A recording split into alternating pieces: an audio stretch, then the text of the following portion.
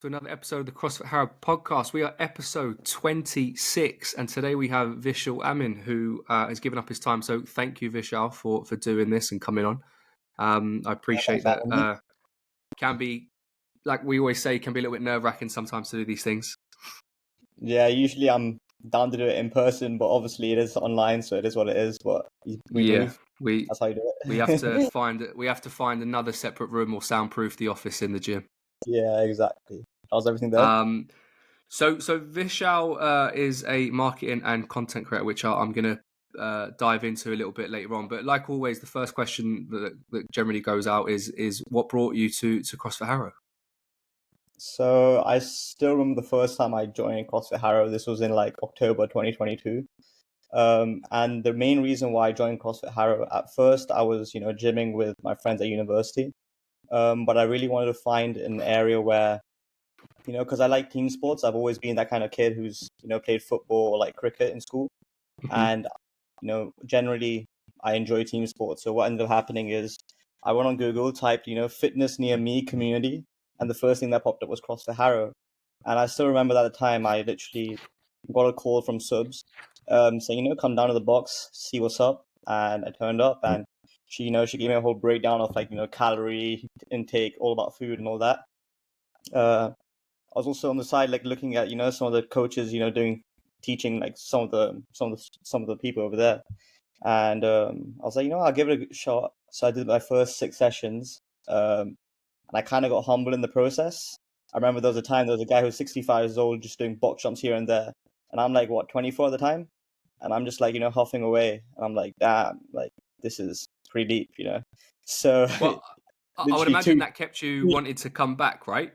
Yeah, no, that definitely did. So actually, obviously my first session, it was pretty intimidating. It was just like, 30 minutes and I was already like knocked out.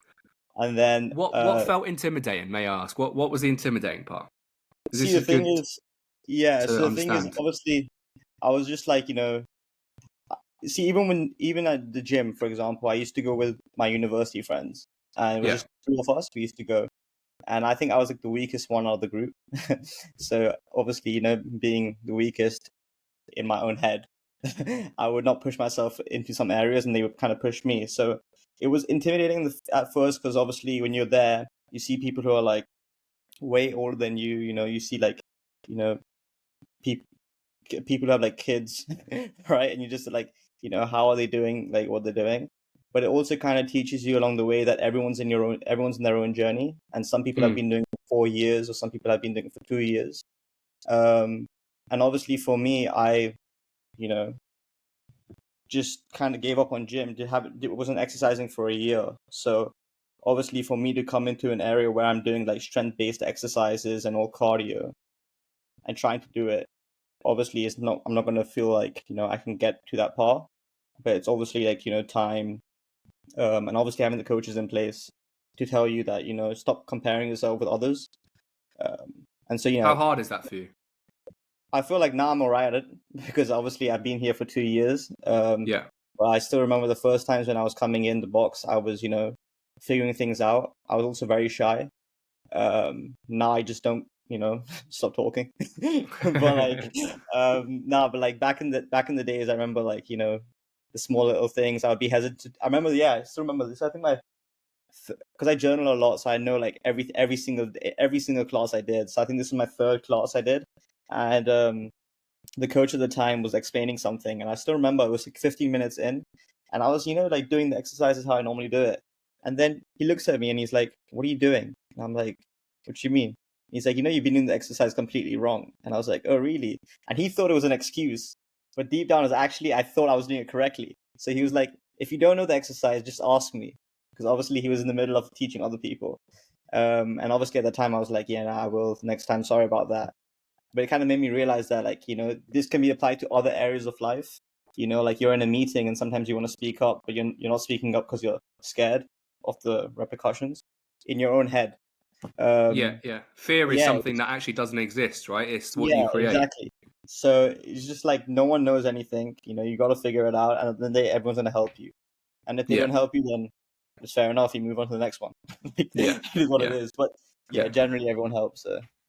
And how important was it for you to receive that? I mean, that was quite a pivotal moment for you, right? Because then from that, you've now been able to, whether in life or just gym, you've been able to actually, when there is doubt, you can ask that question. How, that seems like it's quite pivotal for you. Yeah, I think so. There's a lot of factors that come into play. So I still remember, like, now it's been 2 years, well, close to. I think 2 years will be in November or Mm. October around then. But talking about that, so like, just asking that kind of question here and there, with the coach, and even in works in general, like work situations, it kind of made me realize that, like, to put myself in uncomfortable situations. And so, like, let's say recently, and I think we'll come up to it, about like solo traveling. I've always Mm. wanted to do solo traveling for a very long time, but I was kind of intimidated in the process of solo traveling. I've never, growing up, I used to travel a lot, like just like going from, let's say, like, even I still remember the time when I was going from Kingsbury, where I previously stayed, to central London. I had to ask my uncle to drop me off to central. But Yeah, it's like quite what? actually, it's Yeah, quite daunting though, right? yeah, exactly. But like what? I'm like 20, 21, right? And like you see people But who are if like you've never 16. done it, Yeah, exactly, right? So exactly, I've never done it. So obviously, I was, in my own head. Um, and just like that, when you say, like, asking yourself situations, putting yourself in difficult situations.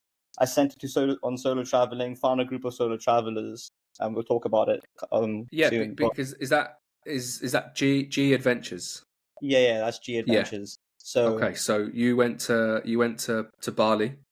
yeah, I went to Bali with G Adventures. Yeah, that's true. Okay, and how long were you in Bali for? So Bali altogether, I was there for 11 days. The first 2 days I was solo, and the last 2 days I was obviously solo.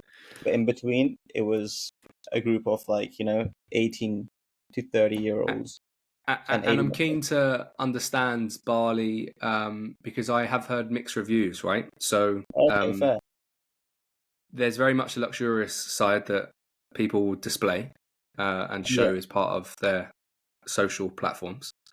But I think there's also a side that's been neglected, right? There are parts of it that are quite run down and not necessarily as classy as what people make out, right? Is that right yeah. in saying? Yeah. I think that's Asia in general, though. So Okay. like, yeah, living in India also for like 10 years, I've seen that side to it too. So, but Fine. you're not wrong. Uh, You're not wrong with the whole the Bali Well, no, that situation. that was from like talk conversation. I've actually never been, so we're trying to understand it a little bit more from those Yeah, who yeah. have. And did you visit like both sides of that, or just one particular? So like, obviously, with this whole G Adventures, it was very itinerary based. So we were doing Okay. whatever there was in the itinerary. But in the grand scheme of things, we also did go to, like, let's say, like a homestay where we, um literally get home cooked meals from these people who just have us, like, staying at their places. It's pretty cool, Wow, that's right? pretty cool. Yeah. Yeah. So it was super sweet of them. We did like karaoke, played like Uno, different card games, and all that. And then we went like water sliding in the jungle, quad biking in the Wow. jungle. Mad, yeah, what a trip. And these are But experiences that you just never forget. They'll just always stay with you.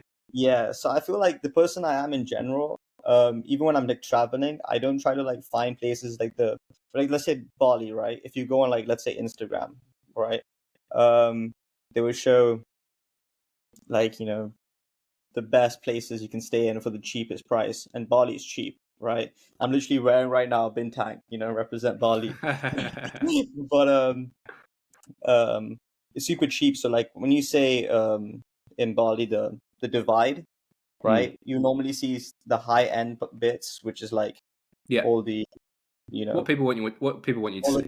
all the digital nomads who stay there. They Mm. obviously earn in whatever currency they earn, and then blow it up in Bali money, right?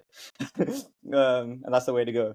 But so like, obviously for me, I never had that thing where I was staying at like the fanciest hotels. I actually did book on my last day a fancy hotel, but then I canceled it in the last minute and went to a cheaper hotel because one of my friends from the tour, she was coming back, and I was like, you know what, let me spend some time with her rather than Yeah, staying in that's a cool. fancy hotel. So Yeah. for me, it's not that in terms of all fancy. It's more about What the what experience. So like local culture, local food. yeah. Uh, that's what I care about. What Yeah. made you choose solo traveling? What made you? Is it just something you said you wanted to for a while? Yeah, so I've actually considered it for a while. I think that was in my, you know how like every year you always have this New Year's checklist, right? Some people do, some people don't, right? Well, So the in one of main my, thing to is that you checked one of them off. That's the main thing. be honest, I checked all five of them. I Ah, had there you five go. and I checked all Win, five. win, So win. yeah, so this was the fifth one in the thing. Um, so yeah, let's see what's up. But That's good. yeah, the reason why I chose solo traveling is, like I said, even with small journeys here and there, I used to feel intimidated by it. And I thought to myself that, like, if I'm feeling like this when I'm 26, now I just turned 26, but if I'm feeling like this when I'm 26, how would I feel when I'm 30? And when I'm 30, how would I feel when I'm 35? And obviously, right now is a time for me to, just to figure things out, right? 20 to 30 is a time to figure things out. So I thought to myself, where can I see myself traveling solo? Um, and there's a place in India called Goa, the south part of India. Hmm. It's very chilled out, people are like blessed, right? Um, and I was looking around for places within, G Adventures, a good budget.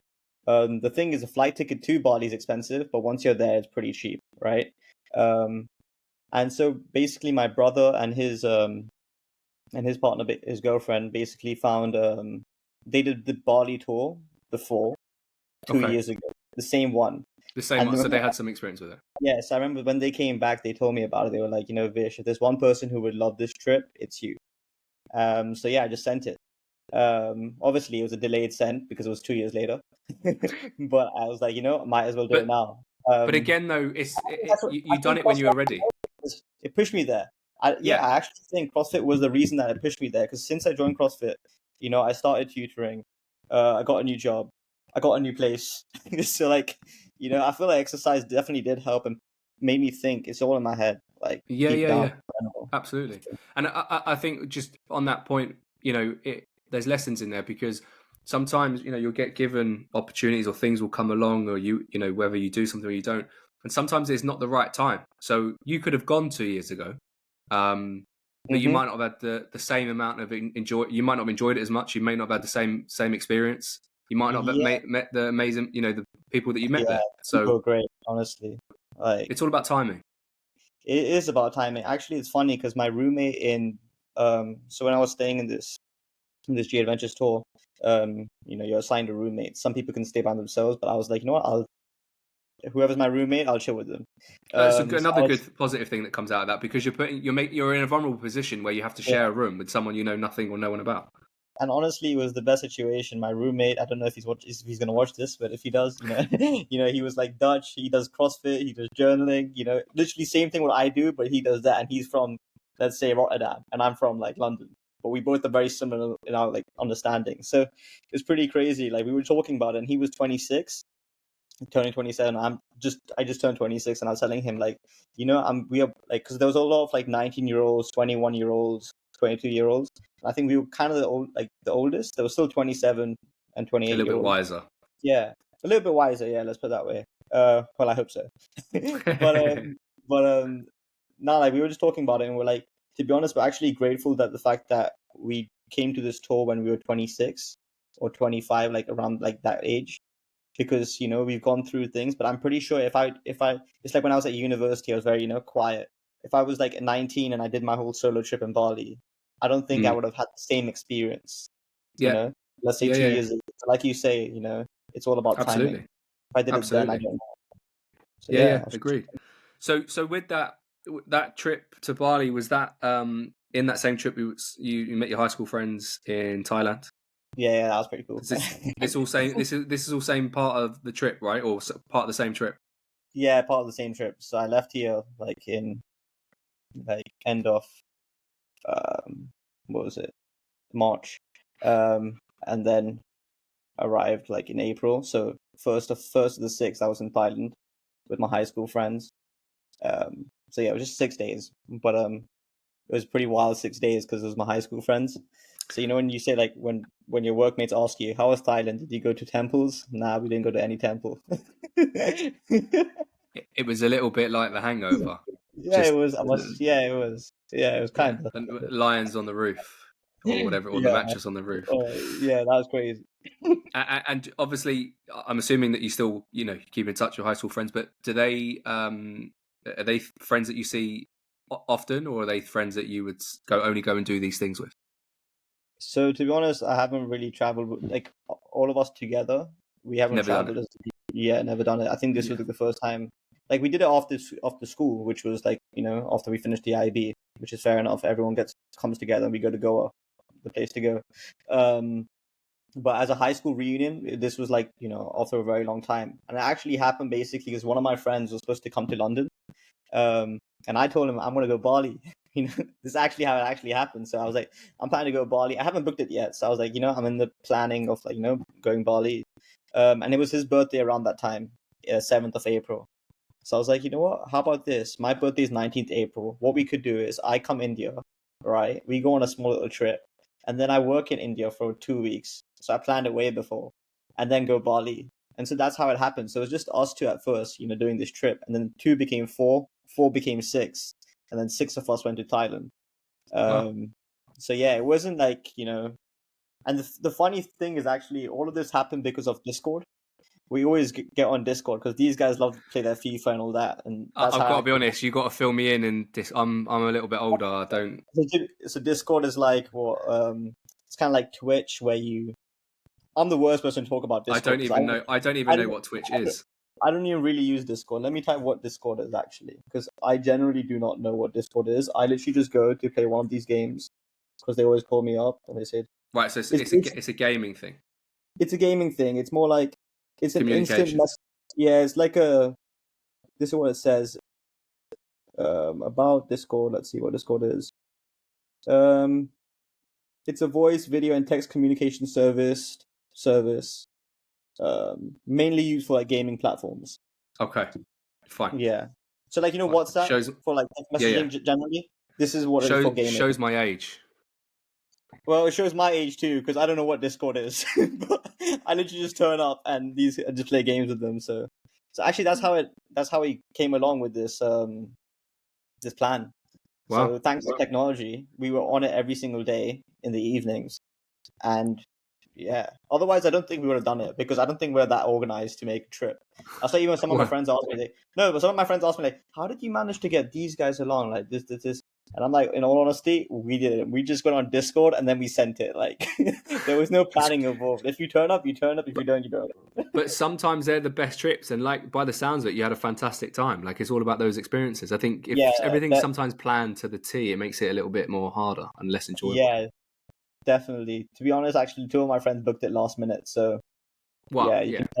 you can tell how Don't get me smart. wrong. There's Yeah, certain things you absolutely have to plan, right? You have to plan to a T. yeah. But Like Bali was thing, definitely planned, but like yeah. Thailand was just last minute and it worked out. And you celebrated your birthday in India. Was that a big, 26th birthday? Was it a big celebration Yeah. for you? Was it just a long time you hadn't been back to India? So no, I went to India back in like January. Okay. Tried to go like once a year. I went for my And friend's there's wedding that family time. out there, right? Yeah, my mom and dad live there, and my Okay. grandma she lives in a different part of India, so she also came to like where I stay in Gurgaon. Does that affect you in any way? That you're living in a different country to your parents and family. Yeah, so when I first joined, so when I've not jo- when I first moved to the UK, obviously when I was like 18 at the time. That time, yeah, I did feel it. I was feeling very homesick at first. I did not know how to cook. I used to, no, this is true actually. I used to have like crisps every day. It became a thing where my friends at university had to look at me and go like, "Yo, Vish, can we cook for you?" And just hearing that thought actually was super embarrassing. Didn't know how to use a washing machine. The thing is, because when you live in India, you live the life, right? You don't have to do anything. Um, didn't know anything. Didn't know how to make pasta too. Like, it's crazy. Like you're like Is 15 year that olds. because your parents would do that for you, or why is that? So the thing is, my mom loves to like, um, Nurture. yeah, she's a very like caring person, right? And so what ends up happening is she just loves to like make the best food possible. And me and my brother, being fat shits, we just used to eat it. We never used to help. But I think what ends up happening is now we cook. Like now my brother's a chef. I wouldn't say I'm a chef, but my brother's a better chef, But like in general, in the As grand in, scheme of his things, job is actually a chef. no, he's not a chef. He's a Okay, dentist. okay, But fine, I okay. just call him So a chef because he can cook. He can cook. He cooks well. yeah, yeah. Even I can cook too, so like way better now.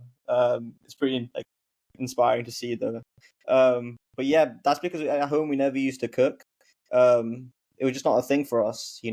We had to Yeah. like come back from school. We had like a lot of things were going on during IB because I was it's like the equivalent of like A levels, but Okay, it's that's what I was just about to way ask what IB was. Yeah. way more intensified. Literally. It's like if you do the IB, university is piss easy. So for me, Okay. university was nothing because I did the IB. But yeah, so And obviously you had two. is that only done in India? No, it's international. So it's international baccalaureate. It's done in a lot of like countries. So Okay. yeah, a lot of my university friends did the IB. Oh, So sorry, I understood IV. IB. Yeah, I know IB. Yeah, yeah, I know I. yeah. Yeah. So obviously, yeah, tutoring, and then that's like we were just busy with studies and studies. We never really focused on like helping in the kitchen, um, which sucks because I wish I did. Um, no, but it was sweet though. This time when I went back to India, obviously I was working from home, so it was kind of hard to like stay in the kitchen or whatever. But if I was like on the weekends or if I was free, I would spend time with my grandma and my mom in the kitchen, learn how she cooks. I was never gonna learn like bring that back home because that's not happening. All I do is just see, which is great. But yeah. So all in all, it was a hard adjustment at the beginning, but now it's pretty settled. You're kind of in like adult life in a way. Like respectfully, it's part of the whole growing up process, part of the whole maturing and living Yeah, solo, right? As well. yeah, exactly. Living solo definitely helps. Like right now, um, come back from work, cook. Like I don't feel tired. It's It's crazy just though. part of those responsibilities as a young adult. Yeah, I think that's just what it is. It's life, you gotta like do Yeah, it. yeah, yeah, uh, yeah. you know, And you're very big into journaling from some of the yeah. discussions that we've had in the past. What what got you into journaling? So what actually got me into journaling? So I think this was like during my masters when I was doing this was like during COVID time. Obviously, I was a lot by myself and stuff, and I kind of realized that like just in general, with like the whole social media landscape and all that. I didn't have social media for 2 years, by the way. This was around that time, so this is when I didn't have Which social is media. pretty unheard of at your age. Yeah, no, people thought I was crazy when I didn't have social media Do you because they think were life like, was better? it. I feel like life definitely is better, but it's also there's ups and downs to social media, and so I'll tell you more about it. So like, um, the reason why it's good is because you don't know what's happening in anyone's life, right? So you're literally focused on your life, and that's it. But when that happens, is you kind of fade out from the actual what actually people are doing and connecting with people, right? So, for example, when I went Bali, I met one of my high school friends who I haven't met in like 8 years, and that was because I had social media. So because I knew she was in Bali, I could hit her up and link up, and it was super sweet that we linked up. But if I didn't have social media, I would have never linked up with her because I would have never known she was in Bali. So there's that factor in play, right?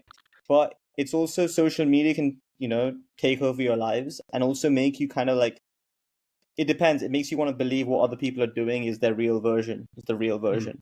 Which it all depends, At the end of the day, everyone has their own way of using social media. But for me, what ended up happening was with social media, I was just too occupied um in just scrolling. So I was consuming more than producing. And this is what ended up happening with the whole video journaling aspect.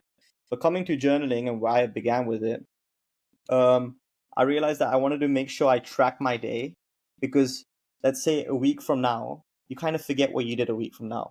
Back in school, I don't know if you realize this, but in school days, because your mind was so active in like, Monday to Tuesday, Wednesday, Thursday, you had subjects like, physics was on this time, this day. So you would remember what happened in physics, right? geography class was at this time, so you remember what happened in geography class. But when you're obviously an adult, you're going through the days, but you don't even know what you did last week, Yeah, it's a fair right? point. TikTok has become a thing where you have TikTok and you have like what you're scrolling and you don't even remember what you watched 10 seconds ago, because in the span of 10 seconds you've already watched like 5 videos. It's a very So unhealthy habit for a lot of people. so that was one thing. At the same time, I'm really into like brain development and all of that. So I was like reading Jim Quick, Limitless. That's one book I definitely recommend anyone to read, and it's more about the brain and improving the way you learn. So there was all of these factors. So what ended up happening is had like the Amazon 5-minute journal where you would write 3 things you're grateful for in the day. And it's pretty concise. It's like an outline and it's a rubric of what you could do. But then the more I thought about it is, why am I following a specific guideline based on a specific book? How about I choose my own guideline, the way I connect and the way I learn? So as a visual learner, I realized that how do I change this process? And so therefore I started photo journaling, where I would take a photo of anything that happened in the day. Let's say like right now, I would take a photo of us two talking, and I'll write a small snippet about that photo and write 3 things I'm grateful for today. But this was kept private. It wasn't for anyone to see. It was on Instagram. I had 4 different chunks, 3 different pictures. You could see. Yeah. So everything was organized in a tabular form. I could see everything, right? And then what As I a did visual learner, was that helps. that definitely helps, yeah, because I know where everything is now. And like if people ask me, they're like, they also think I'm a bit crazy, the fact that I remember small little details. But I think you have a very good memory. I think that's the way that you've learned. You've learned to dissect things and put them into sections and pieces or whatnot. Yeah. No, it's funny because they would be like, I'll say like, yeah, so on that day we did this, we went to that place, and then we did this, and then we did that, they did this, and they were like, how do you remember that? I don't even know what time it was. I was like, oh yeah, I remember this small little details. But anyways, getting from photo journaling, what I did was I was like working in marketing. This was the same time when I was like, working in doing like content creation, a lot of content creation, a lot of like video and at work. And so I said, I enjoy video creation. How about I take this journaling thing and put it to video journaling? So rather than just taking photos, let me take videos and build up my memory way, way more than that. And so yeah, I started video journaling, and at first I was only gonna push it to like a small set of like friends of mine, like my close friends. But then I was like, nah, I'm just gonna push it out and see what's up. And since I pushed it out, it's been great. Every time I push something out, let's say even CrossFit or whatever I cook, someone would message me saying, hey Vish, you did this exercise, try this exercise next time, or you cooked this, try making this dish next time. Like I've used this more as a news outlet than as an outlet for me just to scroll through, because now I'm getting good feedback at the same time learning different things. So yeah. So what does the journaling help you with? It helps the reason why I journal, because it helps me process things. It improves my memory, firstly. It makes me realize that, time is literally an illusion. And what I mean by that is like, let's say cooking, for example. Okay. Normally when you cook something, you look at it as like, oh my God, it's going to take so long. Like, this whole process. But when you know that like a pasta dish just literally takes like 15 to 20 minutes, and you do that every single day, and like you write 3 things I'm grateful for. I couldn't be asked to make pasta because I was so tired, but it took me only 15 to 20 minutes to make it, so I made it. And that just the simple fact of just doing that, it kind of tells you that like literally it doesn't take that long. And so when you apply that pasta thing to other areas of life, like like right now I need, like after this call I have to go out for meal prep. I have to go Tesco and get some food. And right now it's pretty gloomy outside, so I'll be like, oh, I can't be asked, because I've told myself, it only takes 2 minutes to go to Tesco. Just go for it, send it, put some music on and get lit, right? So these small things is kind of like training your brain to realize, like, just be in the moment and just send it when you have to. Don't overthink things. If you're feeling it, just go for it. There'll obviously be days when I'm not feeling it, and I'm never not like a saint. So like, there'll be times when I'm tired. But it also But trains you're me like, training yourself to say that actually, no, I yeah, can do that. It's not difficult. I can. yeah. It's like the CrossFit Open, right? The CrossFit Open is a deadly competition, right? I don't want to go on about it, right? But like, even like things, smaller things like, let's say when we did the snatch and then we had to do jump over the dumbbell, right? I was tired like from the get go, okay. But then I told myself like it's only 8 minutes, right? Within 8 minutes, it's gonna be done. Or like yesterday, when I went for CrossFit, I went for the bank holiday workout. We had to run the end, so it was like 2 times of running. And I still remember the first time when I joined CrossFit, I couldn't even run the 400 meters. To the gate, so past the gate, and you walk down the road and come back. Yeah, yeah, I couldn't yeah. even run that. And this time I ran back and forth after completing a whole massive workout, the partner workout. Because obviously I looked at it as just time, like I looked at it as like 2 minutes. And then within those, from that road to this road will be 30 seconds. And then I Yeah. can pass out when I want. So it kind of teaches you, like it kind of like trains your brain in that sense.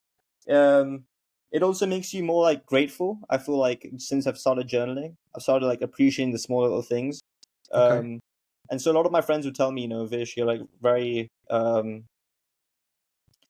very hard for you to, you're very optimistic. And it's funny because I don't really think I'm really optimistic, generally speaking. I just feel like I'm very realistic at times, sometimes pessimistic at times too, But nah, they go like, you never have like if something goes down, you will feel it. Then like you would, like, let's say something happened in the restaurant, someone came with the wrong order. Normally, and this actually happened on my first day of Bali. Actually, yeah, let's bring in Bali. I touched down on my first day in Bali, and went to this. They call this like Warung, like the local place. Um, I got myself bintang, and I got myself a feast of a meal. And the Um, t-shirt. yeah, the t-shirt came on that day actually. So yeah, no, but like it was lunchtime, and obviously I was eating my meal, and at the end of the meal, I kind of saw like a small little insect, right, on the side. So I didn't make a huge fuss out of it. I just called the person and I was like, hey, I'm sorry, but like, I don't want to, make a fuss out of it, but there's like an insect. And the lady was like so upset because I had like a full 15-minute conversation with her before this, saying it's my first time in Bali. I just arrived, this and that. And she was super upset. And I was like, no, it's fine. She's like, no, don't worry. We'll cancel the bill. Like, I was like, no, it's chill. Don't worry. It happens. It doesn't really happen, to be honest. But the way I Well, looked at it, where I was like, someone else might get agitated and quite frustrated. yeah, exactly. And that's I was just like, I'm grateful that I'm in Bali. Like at the end of the day, I didn't eat the cockroach or whatever it was. I hope it wasn't a Not cockroach because that not was that you know disgusting. of, anyway. Yeah, not that I know of. Yeah, but like, yeah, in that sense. So, and then I got a free dessert from it, and I didn't have to pay anything, right? So So it was a actually, win-win. it turned out pretty cool. Yeah, and then actually no, and then it's like karma, right? And then literally, I was going back home. I bumped into two random Australians on the street. They high-fived me, and then we went drinking together. These two random solo people. They were like, "What you doing in Bali?" I was like, "Oh, I'm by myself. It was my birthday yesterday, and I'm just going to go to the hotel and jump in the pool." They're like, "Oh, it's your birthday. Should we get birthday drinks?" I was like, "All right, cool." So I went to an Irish pub and got drinks with them. Great, like so Yeah, yeah, yeah. It leads like your yeah. reaction to that led you to different things. Otherwise, if I was upset, I would have been like, I want to leave, and then I might have left before that. But because I was Yeah, fine and I just chilled for a little bit longer, I left later on. yeah, So I didn't really plan time. Time just went and it just came. yeah. Yeah, that was deep, but yeah. I've always said I think how someone reacts to something is probably a good way to see them as a person. Like don't get me Yeah, wrong. There's going to be times where people get angry, but or frustrated. But there's a level yeah, of I get angry a lot too sometimes. Yeah, but there's a level. But I think how someone deals with it will not make or break, but will actually tell you a lot about them. yeah, for sure. Yeah. The That's true. I want to touch and speak a little bit about the marketing side. What I guess the biggest question is that I have to ask is what, because it's a very loose content creation and marketing now. In my opinion, I think is a very loose term at the moment because it's the way for people to spread awareness or advertise or market their whatever it is. What does marketing Yeah, mean to you? marketing essentially is like how can you sell a product or service by educating people of what the actual product is or what the good or service is. Um, so to give you some context about marketing, there's a lot of spectrums of marketing. So it's like there's inside marketing, there's advertising, Mm.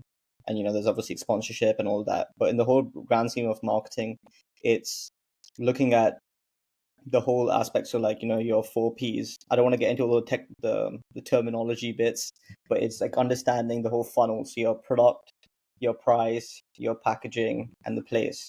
And when you combine all of that together, how do you sell the product or service? So let's say look at CrossFit Harrow in general. When you want to market CrossFit Harrow, you would have a website in place, right, to sell, basically educate customers, what's actually happening at CrossFit Harrow. But within CrossFit Harrow, you would have to have a social media page, because obviously your target audience is, your Gen Zs and your millennials, right? In that demographic, and most of them are within, let's say, TikTok or Instagram in that area. But within that, now you have in that marketing team, now you would have to have like designers in place, because obviously you need to have that design element of you pushing out on like Instagram or TikTok. Within that, you have to have like a sales team, so you work alongside the sales team. I'm not telling you what marketing is, but I'm telling you how marketing becomes a Yeah, thing. yeah, yeah, yeah, yeah.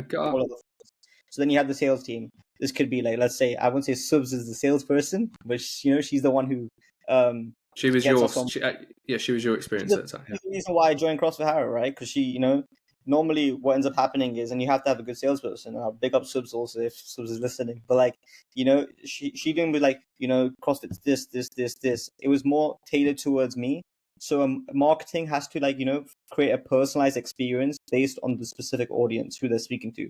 So someone like me, I was a bit, cautious of price, because obviously I was a fresh grad at the time. So, CrossFit ain't that cheap, right? But what comes with it is much more. There's a community, right? You're you don't have to think before you enter the gym. Literally, you just turn up, and then the exercise is there for you. You have nutrition plans in place. You have one-to-one personalized things in place. So with that whole element, it's like You find value. That's the yeah, value of you find value from that. So that's what marketing is. You have to provide that added value service. So it wasn't like all the good stuff. It was like, what do you want to do? Go back home and have a think. But I didn't go back home. I just sent it at that time. And then yeah, so within marketing, you have, let's say, the product I talked about. So CrossFit in general. Um, Packaging. So obviously in packaging, there's not that much, but like you have your merch and that. CrossFit Harris merch. During CrossFit Open, we had the whole thing. So yeah, I'm not gonna go too much into marketing, but it's obviously yeah. changing Just now. Now it's changing obviously as we go, because before it was like traditional marketing, because I work in customer marketing. Um, so a lot of our clientele is within the retail space. right. So a lot of times now now there's a shift from marketing. Before it used to be a lot of like, leaflets and TV advertising and billboards Mm-hmm. and prints. That's how it was back in the days. Now it's through like online and digital channels, right? And now what marketing is, you have to know every single channel your customers on, because Instagram, TikTok, website, they're all interlinked in different See, ways. I think it'll eventually go full circle. In my opinion, I think that people at some, I don't know when, but at some point they're going to want to read physically in their hand a leaflet. They're going to want to know that side of it rather than the dismissive promotional emails and the thing that, because we're so accessible to seeing these things, that a lot of it, people spend a lot of money on marketing, but because Yeah, everyone's doing the same thing right now, um, in my opinion, even in terms of creating content, it can be, especially in the fitness space at the moment, it's going to be quite saturated. Everyone's going to be sharing the same message. It's about coming up with new ideas in yeah. delivering that to that channel. But I think it will do full circle. I think the social media side will eventually fade. I think it will go back to wanting to talk and meet and in person and all those things associated with how they used to do it in the late Yeah, with the 90s, early 90s. late 90s. No, I do agree with you. See, the thing is, right now the digital channels are there, where you have your email Mm. campaign. You push out email marketing and all that. Um, but you do have to have that certain element of like, Ahead of the let's say curve. like TV and like print and leaflets and things like that. These small things, which back in the days, it's more like for like sales teams, basically. See, now they don't work at all. I don't think they work at all now. What do you mean, sales teams? No. Leaflets. Leaflets and I can't pamphlets. remember. Yeah, because Yeah, like let's say you walk down Harrow Town Centre and someone's sending me, like, literally when I was on my way to CrossFit yesterday, someone gave me like a leaflet. I might say like thank you and then put it in the bin, right? yeah. Or Where like at I just one point that was such a valuable piece of information. yeah. What do you think? What do you think the future's going to be then? Let's say like there's email and that. So Oh, this is going into a different. was this How like long? How long have you got? it's like I VR do and think. AR and stuff like that. I do think it will do full circle. I think that. I don't think that the internet side yet has been. I don't know what it consists of in terms of the gap, but I don't think it's been maximized. Obviously, there's this whole thing with AI. I think that might get exposed a little bit more. Yeah. But I do think eventually it will go full circle. For example, the customer service element, right? This is a little bit off marketing, but this is giving a little bit of an example of To be where I'm honest, they're going all with it. together. Customer service, marketing, they're all Yeah, that's what I'm saying. they Marketing, are all aligned in one way. it's very hard to know what's what. Yeah. But I think it's going to get to a point where people don't want that information just to see it and take it at face value. They want to speak to a person. They want to understand body language. They want to meet people. They want to see what value they're getting from that, rather than just reading things. Because you make a decision on something that you just read, whether you like it or you don't, whether you can afford it or you don't, or whether whatever else the other question might be. But if you put whether this is going on holiday, whether this is going to a bar, a gym, whatever it might be, you're going to get. I think we're going to get to a point where people are going to want to go back full circle and actually engage in human conversation rather than pressing 2 on a touchpad and then hash to complete and those things. Yes. Yeah. Sorry to cut you off, Lawrence. No, that's Carry okay. on. Go. You are me. I think me and you are on the same track. And like when you say like customer service, obviously like nowadays there's like chatbots and robots, and they're trying to create a personalized experience for the customers. There's a lot of like big brands out there that have chatbots, right? But it's so hard to get connect with them. And it's If so there's something wrong, frustrating. let's say like there's a problem on your Instagram, right?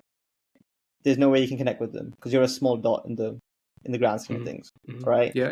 Facebook or like even big retailers, right? Especially like when it comes to like shopping and stuff in that area. But let's not even look at that. So there's that customer service element to it. When you're looking at fitness as an example, you want to have that tailored experience. Like subs. Rather, she could have just had a conversation with me, but rather than that, she called me up and I turned up at the box, and then that's how I became. Yeah. I joined CrossFit Harrow. Otherwise, it would never happened, right? Yeah, I mean, So look, how many people do you think go on a website on a day-to-day basis and look at something and just make a decision there or then, and no other context? Yeah, exactly, right. And this is the same applies to even like CVs. Okay, I know we're going off topic, right? But even let's say fair. CVs and CVs is a great one, actually. CVs and portfolio, right? When you look at a CV, right? Because like right now I'm working on my marketing portfolio, but when you look at a CV, it basically tells you that you've done this, this, this. I'm great at this, great at that, great at this, but there's no show. Like you can't really tell until you go for the interview, and by the time you've gone for the interview, you've already wasted like literally a month because that process takes time, right? And you might not even end up like liking what you do at the company, right? I think that it's gonna be the CV element is great because you sell yourself through a CV, but until you meet that person, you actually don't know any context about that person and their ability, or as I said before, their mannerisms and behaviors and all those type of things. Yeah, I think that's why a lot of companies, like now some companies here and there, when I see them at least, they want like a video CV, like a video CV, but they might ask you a question and then you have a conversation about it. The thing and some is, people find that hard. Yeah, definitely, because they're not used to that, right? Yeah. But that's life, right? It's never supposed to be easy. Like I'm not trying to like say how it is, but what ends up happening is when you're at the company itself, you're going to be put into uncomfortable situations. So you might as well do it now than, not do it Yeah. at all. Yeah. No, I And it agree. also tells you a lot about the company itself, that they're a modern thinking company and they're also, advancing with the times rather than going on, let's say, like going on LinkedIn, finding a company, then typing on Bamboo HR, whatever the HR company it is, your name, CV, this and that, and then again writing a cover letter, and then again having to put a CV manually. Like, there's a lot of just like, administrative tasks that you don't even need to do. Whereas this is more like, clear. It's like Yeah, when I it's was more. applying for student ambassador at Loughborough University. This was when I was at uni, and obviously there was a lot of student ambassadors involved. And for you to like be a figure in the university, they Yeah. asked us like some questions and record ourselves. So I recorded myself in a very witty way, and I was a student ambassador. But Yeah. It's that's very more. how It's much more personal.